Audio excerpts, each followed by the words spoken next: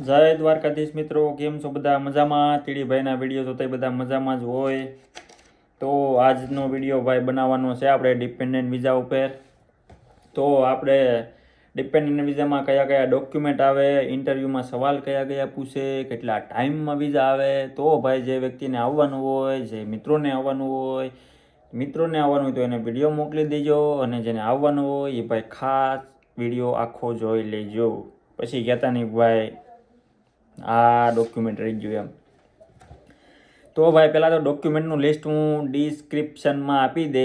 આમ યાકારે બોલે ને, ધીમે ધીમે બોલવું પડે. ડિસ્ક્રિપ્શન થઈ જાય. ડિસ્ક્રિપ્શનમાં હું આખું લિસ્ટ મૂકી દે, તમે જોઈ લેજો. હવે સીધા ટોપિક ઉપર આવીએ ભાઈ. જે ઇન્ડિયામાં છે, જે વ્યક્તિને ડિપેન્ડન્ટ વિઝા ઉપર આવવાના છે એના ડોક્યુમેન્ટની વાત કરીએ પહેલાં આપણે.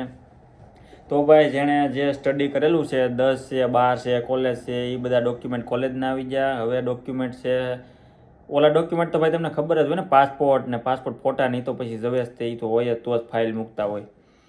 તો અને હવે આવી જશે ભાઈ ખાસ મેરેજના ડોક્યુમેન્ટ. મેરેજના ડોક્યુમેન્ટમાં ભાઈ મેરેજનું સર્ટિફિકેટ ગુજરાતીમાં આવે અને ઇંગ્લિશમાં તમે કઢાવી નાખજો ભાઈ. 15-20 દિવસમાં આવી જાય. એટલે એ ખાસ ભાઈ ગુજરાતી લઈને જતા નહીં, કેમ કે હમણાં એક ફ્રેન્ડ ગુજરાતીમાં લઈને વયો ગયો. એમ હાલે પછી હાવ આડે ધેડ. આને થોડું ગુજરાતી આવડે ભાઈ, વાતું કરો તે. અને ફોટા ભાઈ ખાસ કાન ખોલીને સાંભળજો ભાઈ. ફોટા હવે 10-15 ફોટા લઈ જવા પડશે ને બધી વિધિના એક ફોટો જોશે ભાઈ. પહેલાંની જેમ નહીં ભાઈ, સર્ટિફિકેટ આવી ગયું 2 ફોટા હાલો ભાઈ વિઝા આપી ગયો, એમ કાંઈ નહીં ભાઈ. બધી ભાઈ સિંદૂર પૂરતા હો, ફેરા ફરતા હો, પછી કંઈક કન્યાદાનનો બધો ભાઈ, બધી વિધિને એક ફોટો ભાઈ 10-15 ફોટા ભાઈ લઈ જવાના વ્યવસ્થિત. અને ભાઈ હાસા હો ભાઈ, તમે પછી 2 વ્યક્તિ 2 પાડી લો એમ ન હાલે ભાઈ. વાત તો સહી કંઈક લઈને હાસા લગ્ન કર્યા એવું કંઈક લાગવું જ હવે ને ભાઈ.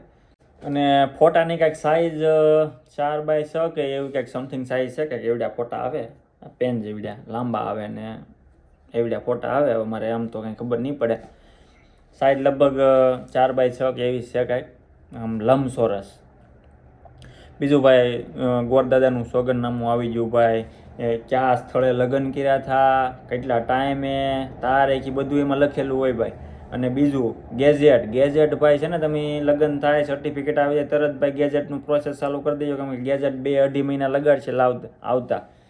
ગેજેટ વસ્તુ એ છે કે ભાઈ તમારી ભાઈ પાછળ નામ લાગી ગયું છે, ધર્મપત્નીની પાછળ ભાઈ તમારું નામ લાગી ગયું છે, એ ભાઈ ગેજેટ છે. બીજું બ્લોક અકાઉન્ટ ભાઈ. બ્લોક અકાઉન્ટ તો ભાઈ ફરજિયાત કરવાનું ભાઈ. 11,000 વાળો બ્લોક અકાઉન્ટ આવશે ભાઈ, એટલે ભાઈ એ તો કરાવવાનું ને. બાકી બધા એ કરાવો એટલે પછી એમાં તો બધા આવી જ જવાના છે. બ્લોક અકાઉન્ટ ને પછી તમારું ટ્રાવેલ ઇન્સ્યોરન્સ ને હેલ્થ ઇન્સ્યોરન્સ એ બધું એમાં આવી જ જાય ભાઈ. અમારા બધા અહીંયા રૂમમાં છે ભાઈ, મારો એક્સપેટ્રીઓમાં મેં બ્લોક અકાઉન્ટ કર્યું હતું. બીજું અને ડોક્યુમેન્ટમાં ભાઈ જો લગ્નમાં પછી એને લોકોને ડાઉટ જાય ને કે ભાઈ આ લગ્ન ખોટા લાગે છે, એટલે કહું છું બધું આ ભાઈ ઇંગ્લિશમાં લેતા જજો ને ફોટા ખાસ. અને તો ભાઈ ક્વેરી આવશે અને 45,000 રૂપિયા ભરવાના ના મુંબઈ. અને પછી ભાઈ વકીલ આવશે, આ તમારા આડોવી પાડોવીને પૂછશે, કહે નહીં ભાઈ ક્યારે આવશું એમ. આના ભાઈ લગ્ન થઈ ગયા કે નહીં, સુરત રહેતા હશો તો ભાઈ સુરત તો પૂછશે, પછી ગામડે જાહે ભાઈ સાચું છે ખોટું. એટલે એ બધું કન્ફર્મ કરીને પછી તમને મહિના પછી જવાબ દે. મહિનામાં બધું એ ક્વેરીને બધું સોલ્વ કરી નાખે ટૂંકમાં એમ. એટલે ભાઈ આવું છે, પૈસા ભરવા પડશે અને ખોટું લાગશે તો.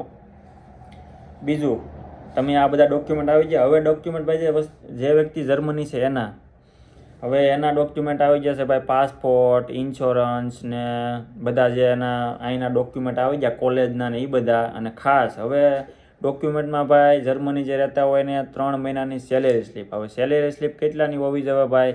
કાંઈક 1,000, 1,200, 1,300 સુધીના પેપર હોવા જ જોઈએ ને ભાઈ.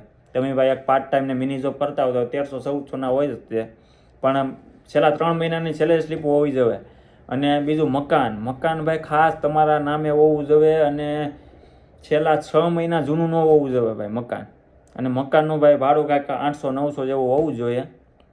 અને તમારી ભાઈ રૂમ છે ડબલની 35 સ્ક્વેર મીટરની હોવી જોઈએ, બધું એમાં લખેલું જોઈએ કોન્ટ્રાક્ટમાં. અને ભાઈ તમારા મકાનનું અનમેલ્ડું ક્યાં રહો છો, એ બધા ડોક્યુમેન્ટ તમારા આવી ગયા.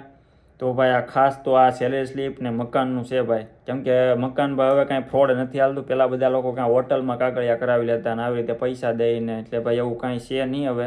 એટલે ખાસ બધા પ્રોપર ડોક્યુમેન્ટ લઈને જાજો.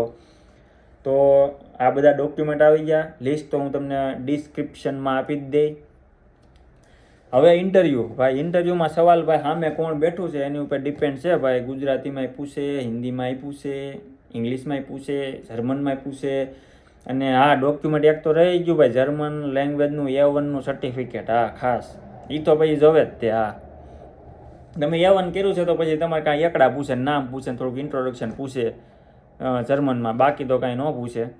અને ભાઈ જો તમને ઘણાને એક બે ફ્રેન્ડ હમણાં ડિપેન્ડન્ટમાં ફાઇલો મૂકી છે, એમાં એક છોકરીને હિન્દીમાં ક્વેશ્ચન પૂછ્યા તો પછી બાજુવાળીને એને ઇંગ્લિશમાં પૂછતા હતા. એટલે સામે કોણ છે એની પર ડિપેન્ડ છે ભાઈ.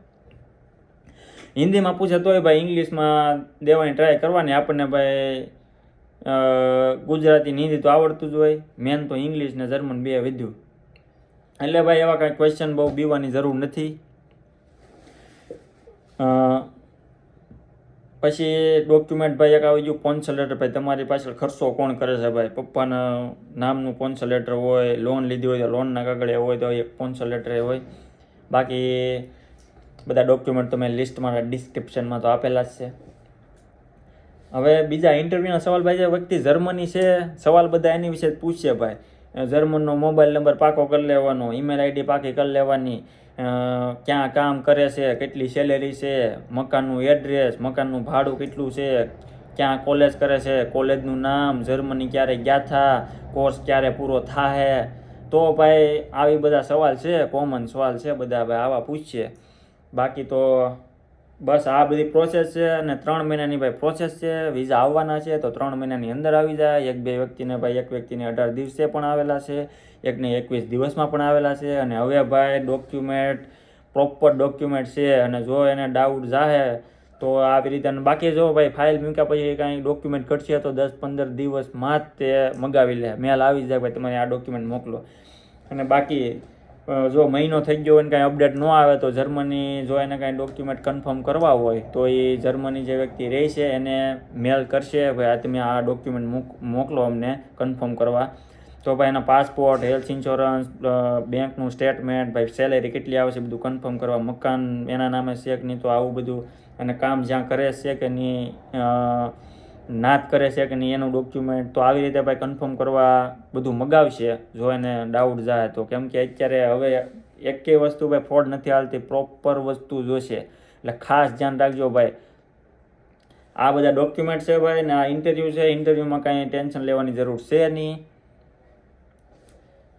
તો હવે ભાઈ આ ડિપેન્ડન્ટનો વિડીયો અહીંયા પૂરો કરું. જો કાંઈ ભાઈ તમને કાંઈ ડાઉટ જતો હોય ને કાંઈ નરથી ભૂલ થઈ ગઈ હોય તો ભાઈ કોમેન્ટમાં કહી દેજો.